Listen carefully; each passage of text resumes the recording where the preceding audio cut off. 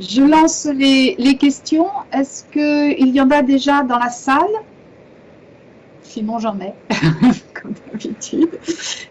Bon, alors, il faut chauffer la salle. Evelyne, je trouve que vraiment, moi qui travaille sur les mémoires en ligne, je trouve que je regarde pas assez ton travail sur les web documentaires. Je suis beaucoup plus sur le nez dans tes travaux sur l'autorité. Et je trouve que c'est dommage parce qu'effectivement, tu apportes plein de pistes de travail pour moi. Et j'ai réagi comme ça un peu, j'ai des étonnements à t'entendre, par exemple, sur les web documentaires avec Omeka. Et du coup, je me disais, quand tu travailles et que tu constitues tes corpus de recherche, d'analyse, hein, que tu collectionnes tes exemples de web documentaires, à partir de quand est-ce que tu considères qu'on passe d'une gestion de contenu de type blog, une base de données avec une exposition en ligne, à un web documentaire? C'est-à-dire, où est-ce qu'on met la barre, où est-ce que tu mets la barre, et est-ce que ça correspond à un degré de scénarisation, à l'utilisation de certains logiciels, mais alors lesquels, etc. Voilà. Toi, comment tu reconnais un web documentaire d'autre chose, ou bien alors est-ce que tout peut être finalement, d'une certaine manière, un web documentaire? Effectivement, avant de répondre à ta question, je pense de partout, c'est-à-dire qu'en fait, j'ai été déçue de voir que l'occasion de la préparation de cet exposé, là, j'étais déçue de voir l'utilisation qui était faite aujourd'hui du terme webdoc. J'ai vu par exemple webdoc utilisé pour l'Institut du monde arabe. Alors j'étais contente de voir qu'il y avait des webdocs à l'Institut du monde arabe, et en fait, c'était simplement des pages web avec des images dedans. Et c'était juste en fait le lien, l'URL, voilà, l'URL pérenne était voilà web. Donc du coup c'était bien indexé, mais ça n'avait rien à voir avec un web documentaire. Donc pour moi en fait un web documentaire, effectivement Clotilde a parlé de scénarisation, suppose un design d'interactivité, c'est-à-dire qu'on pense, on va réfléchir aux différents parcours qu'on va créer dans la matière documentaire que l'on possède. Et ces parcours peuvent être extrêmement divers. Hein. On peut, les parcours, par exemple, d'un enfant de 10 ans ne seront pas les mêmes que les parcours d'un frère, ne seront pas les mêmes que les parcours d'un prof ou qu'un étudiant, ou qu'un collégien, plutôt. Et donc ça peut être voilà, des parcours qui sont typés comme cela, mais ça peut être aussi des parcours qui, on le voit dans certains web documentaires, ont pour objet de créer des actions. Bon, là, j'ai enlevé plein de choses. Hein, j'aurais pu voilà, je voulais rester quand même assez près des archives. J'ai enlevé des exemples où, effectivement, l'interacteur est amené à construire lui-même, à prendre ses objets, à les ramener, à apporter lui-même ses propres objets. Là, on s'éloigne. Dans le contexte des archives, ça ne serait pas du domaine tout à fait du possible. Mais, ça dépend de quel type d'archives. Mais je pense qu'effectivement, le plus important, c'est le design d'interaction. Donc, du coup, la scénarisation qui vient après, puisqu'on va dire, on va entrer, on va faire plusieurs entrées qui seront pas, qui nous permettent de traverser sans prendre. Et puis voilà, c'est cette idée aussi que l'interacteur va traverser et ne va pas pouvoir tout voir. De toute façon, il ne verra pas tout. Et même s'il voyait tout, il ne retiendrait pas la moitié de ce qu'il voit. Donc de toute manière, c'est pas ça le plus important.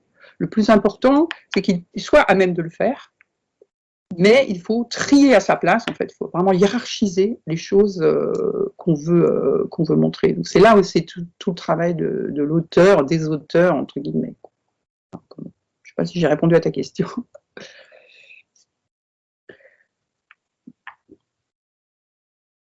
Donc, ça me tient. Oui. Oui, du coup, je me disais la question de... Parce que tu as présenté au début une définition du documentaire comme une étude. Là aussi, bon, étonnement, parce que... alors, c'est une œuvre aussi, hein, c'est une étude, c'est une œuvre. C'est finalement, on parle de cinéma du réel, mais c'est un réel qui est passé à la moulinette d'un regard d'auteur assez fort. Hein.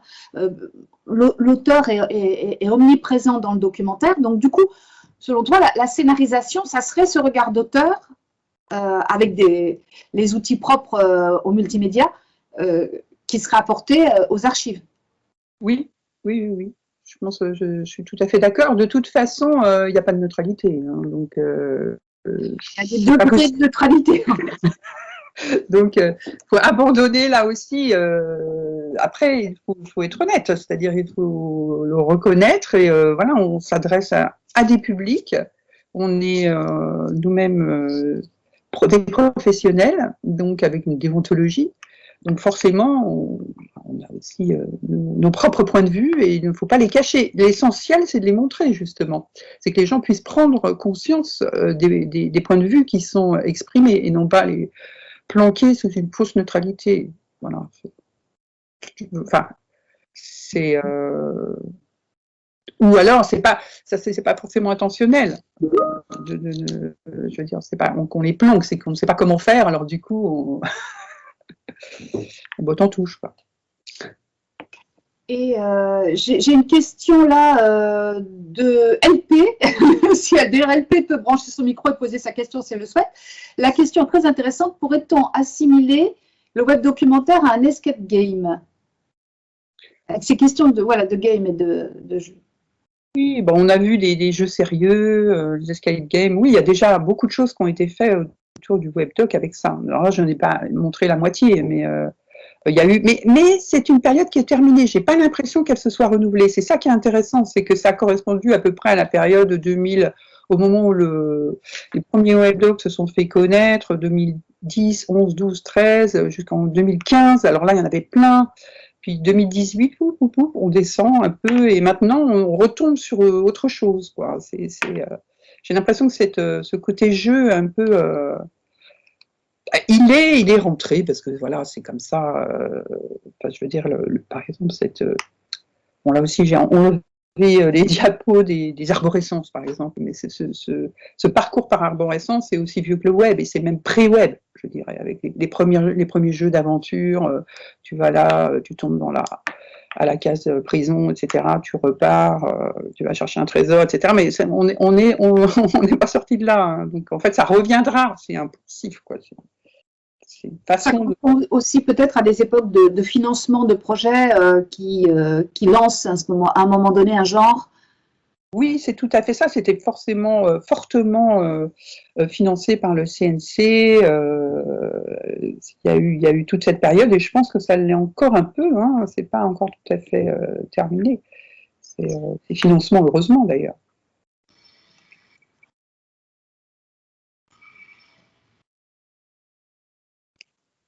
Merci beaucoup pour ces précisions.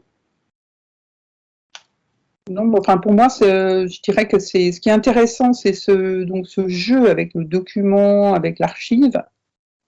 Donc il est amené à se développer. Et forcément, puisqu'il y a une ouverture dans l'open data, etc. Et donc, bon, bah, donc il y a forcément de la création autour, et c'est ça qui est intéressant, quoi. Enfin, que moi, je trouve intéressant.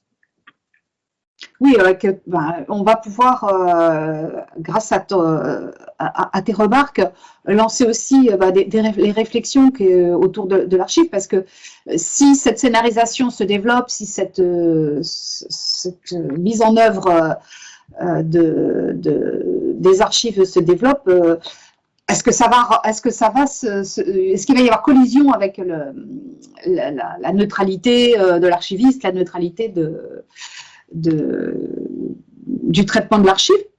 C'est la question qu'on peut se poser quand les web documentaires sont initiés par des services patrimoniaux ou des services d'archives. Ça, c'est aussi qu'est-ce que ça devient quand on est dans un métier où on a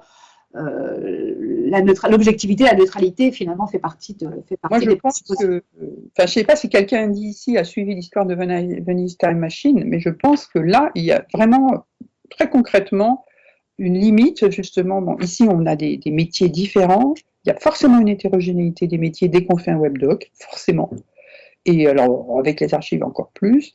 Et je pense que l'histoire de l'achoppement du projet, enfin, de Venice Time Machine, est due, en fait, à cette à cette rencontre des métiers qui ne sont pas les mêmes et voilà, dont les objectifs sont différents. Donc après, c'est pour ça que je dis que le pilotage est extrêmement important à penser dès le début. Il faut mettre en présence les acteurs qui représentent les différents métiers dans le pilotage du projet. Sinon, ça risque de... Ben voilà, vont se produire des différentes interprétations, et qui sont normaux, enfin je veux dire obligatoires, ça va se passer, donc autant les prévoir à l'avance. Merci beaucoup Evelyne.